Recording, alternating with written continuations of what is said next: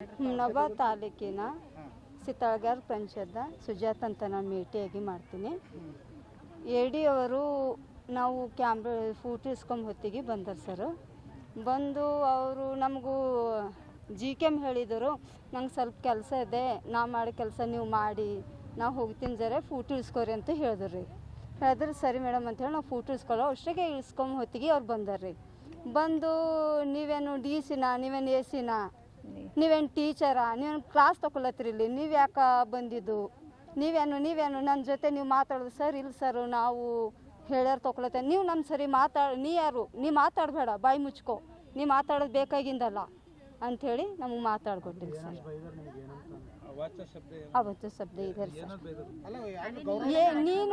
ನೀನು ಅಂಬ ಶಬ್ದ ರೀ ಹೊಟ್ಟೆ ಏಕವಚನ ಯಾರು ಎಡಿ ಸರ್ ರೀ, ಜಗನ್ನಾಥ್ ಸರ್ ರೀ. ಕೊಡಲ್ಲ ಸರ್,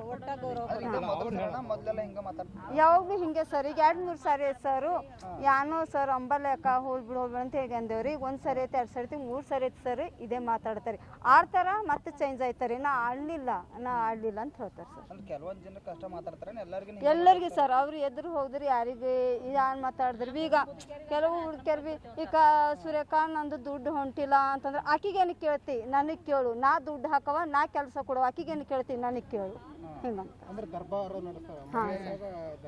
ಹಾಂ ರೀ ಸರ್. ಏನಾಗ್ಬೇಕಂತೀರಿ ಈಗ ಅವ್ರ ವಿರುದ್ಧ?